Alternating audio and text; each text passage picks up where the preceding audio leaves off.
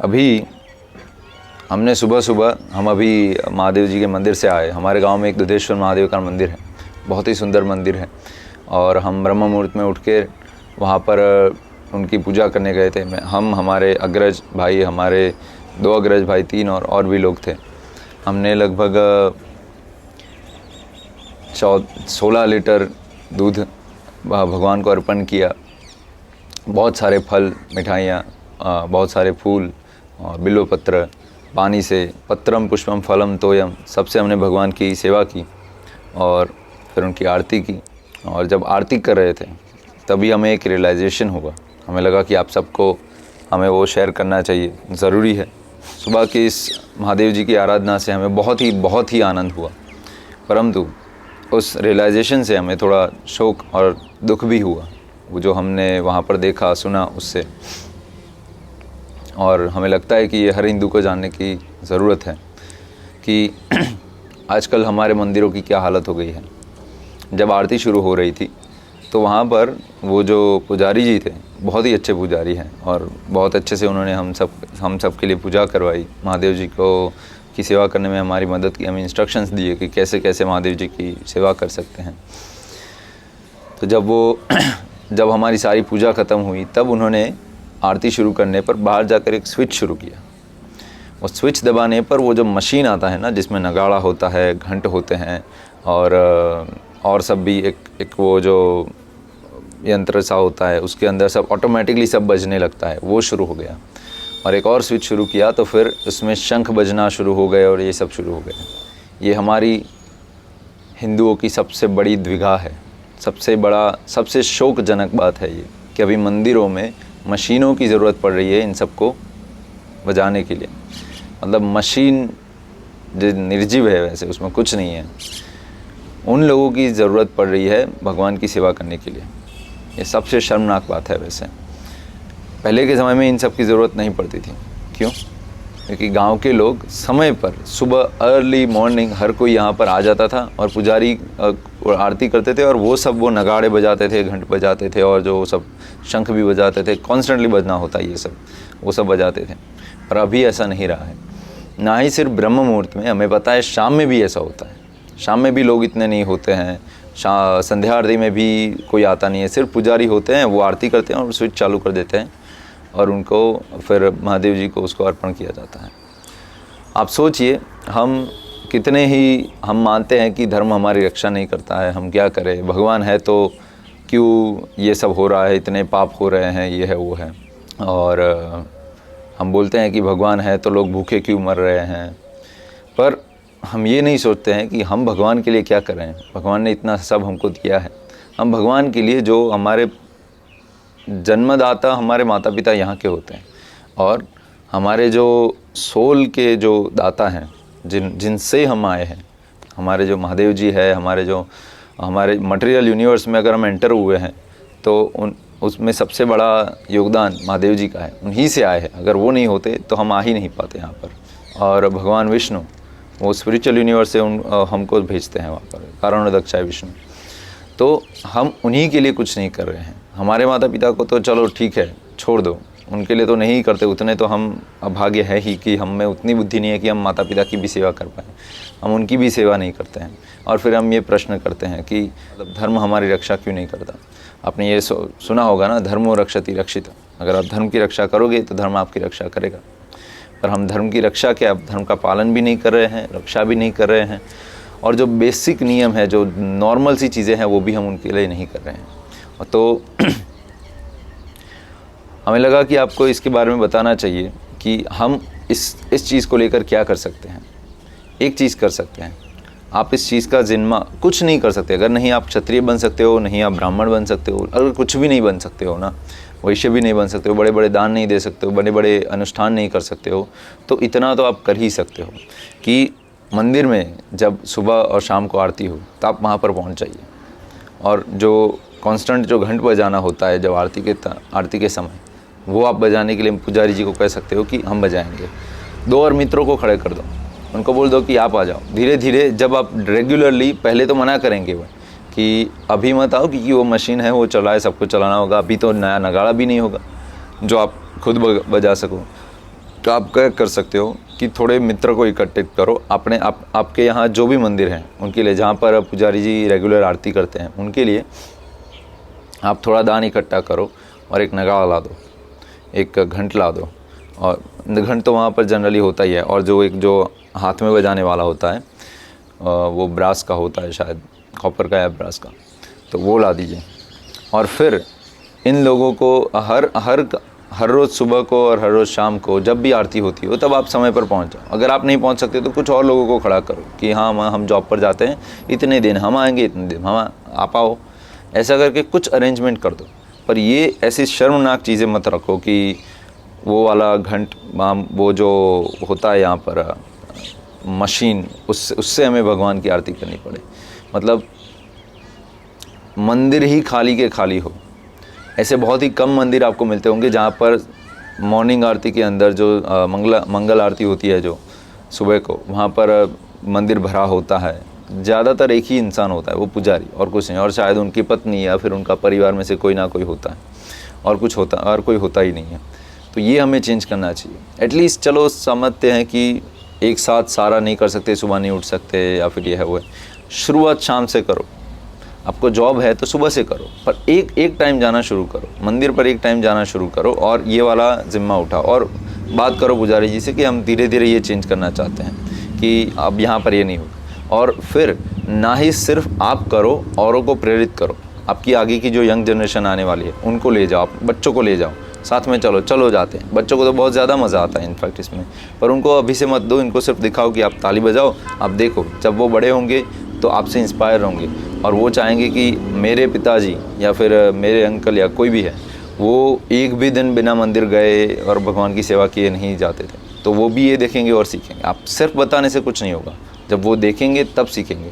तो आपके पुत्र हो, आपके पौत्र हो, कोई भी हो आसपास के बच्चे, उनको भी धीरे धीरे ले जाओ। नहीं तो एक दिन ले जाना शुरू करो, ना ही पूरे वीक, तो वीक में एक दिन, जैसे कि हम सोमवार को जाते हैं तो सोमवार को ले जाना शुरू करो। सोमवार को मॉर्निंग में उनको जल्दी उठा लो और उनको फिर वहाँ पर ले जाओ, फिर उनको भी सिखाओ ये सब।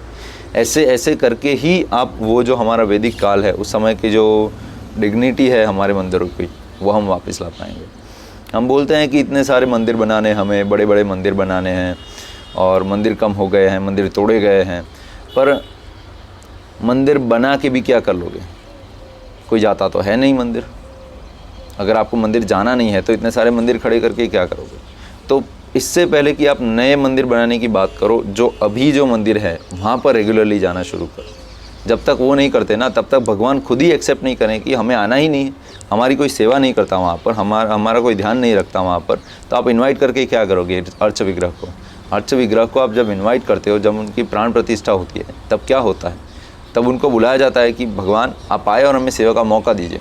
अब आप मेहमान को बुलाते हो और मेहमान को बुला के बोलते हो कि आप अब अपना कर लो, हम हमारा करते हैं, तो ऐसे कैसे चलेगा? ये तो भगवान है मेहमान की रूप में, नॉर्मल मेहमान नहीं है। तो ऐसे नहीं होता है कि आप बस बातें करके चलो और सिर्फ सोशल मीडिया पर पोस्ट करते रहो, ऐसे नहीं होगा। आपको ग्राउंड पर काम करना शुरू होगा, अपना तपोबल बढ़ाना होगा, और तपोबल ऐसे ही बढ़ता है। आप तप कीजिए। तप कैसे करें? नहीं, आपको एक टांग पर खड़े रहकर आपको तप नहीं करना है, आपको समय पर उठना है, मंदिर जाना है, महादेव जी की पूजा करनी है, हमारे धर्म को बनाए रखना है। जो डिग्निटी है, जो हमारे जो रूल्स है और हमारे जो डीटीज़ यानी कि हमारे जो अर्च विग्रह है, उनकी मर्यादाओं को बनाए रखना है। और ऐसे वैसे मत जाओ। हम तो बोलते हैं एक दो धोती कुर्ते का सेट खरीद लो, ज़्यादा महंगा नहीं आता है। अगर आपको नहीं मिल रहा है तो हमें बताइए, आप कमेंट में बताइए, हम आपके लिए व्यवस्था कर देंगे। हम आपको कहीं से करवा देंगे, आप हमें एड्रेस दे दीजिएगा और लक्ष्मी उनको भेज दीजिएगा, फिर वो आपको भेज देंगे अच्छा धोती कुर्ता। और ये एक उत्तरी होती है, ये उत्तरी, आपको कुर्ता भी नहीं पहनना है तो धोती आप इंटरनेट से सीख सकते हो कैसे पहननी है। और ये उत्तरी होती है, सिर्फ ऐसे लगा लेनी होती है। ऐसे आप चले जाओ सुबह सुबह, अच्छे से महादेव जी की पूजा करो। आपके यहाँ विष्णु मंदिर है, राधा कृष्ण मंदिर, कोई भी मंदिर हो, माता जी का मंदिर हो, गणपति जी का मंदिर हो, जाइए और उनकी पूजा कीजिए सुबह सुबह पर। सुबह जल्दी उठ जाइए, ब्रह्म मुहूर्त में उठ जाइए और वहाँ पर जाइए, नहा धोकर उनकी पूजा कीजिए और फिर दिन की शुरुआत कीजिए। देखिए आपका दिन कैसा अच्छा जाता है। और धीरे धीरे जब सारे गांव में जो अभी के जितने एग्जिस्टिंग मंदिर हैं, उनमें जब ये सब शुरू होगा ना, और सारे मंदिर जब भरे होंगे, एटलीस्ट हर मंदिर में सुबह को 10-15 लोग तो मिनिमम होने चाहिए।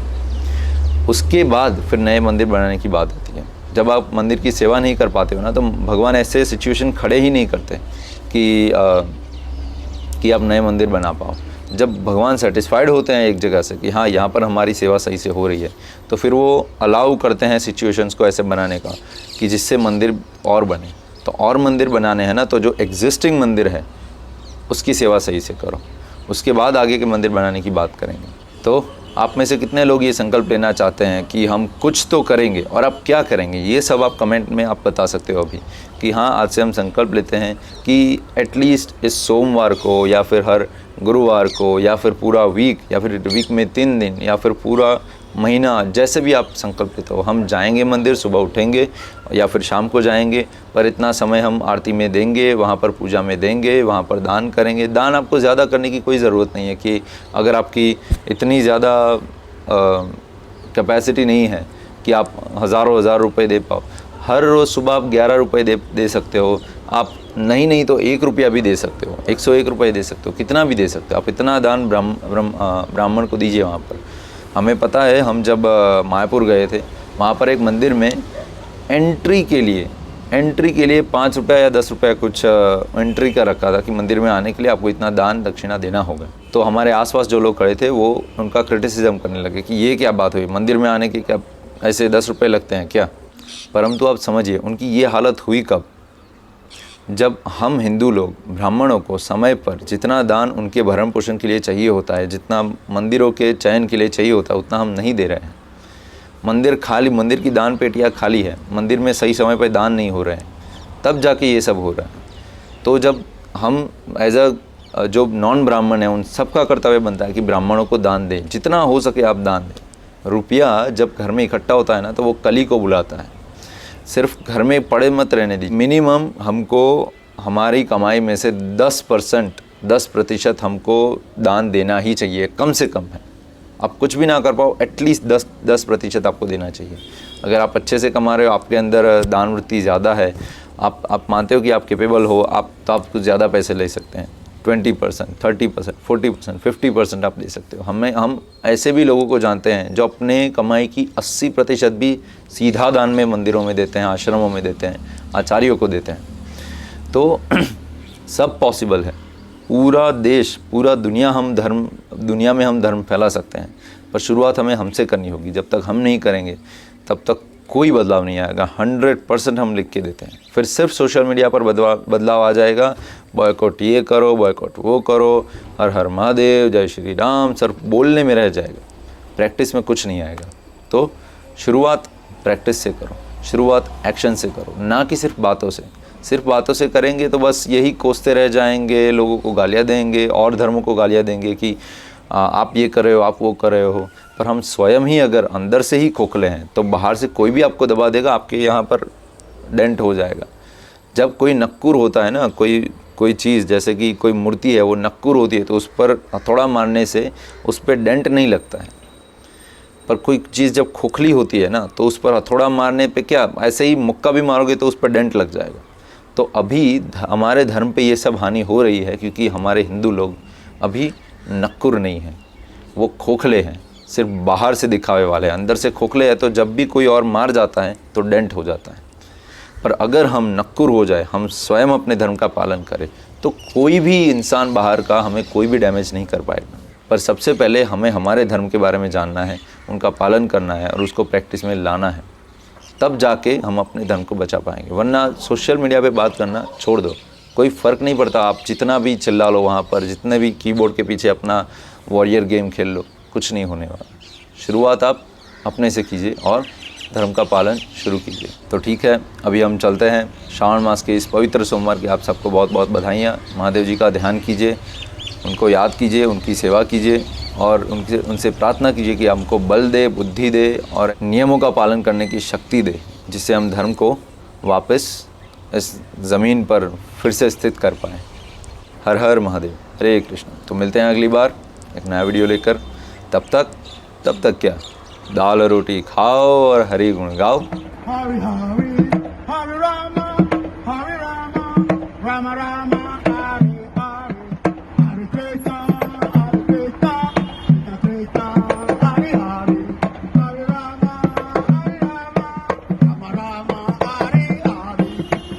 Krishna, Hare Krishna,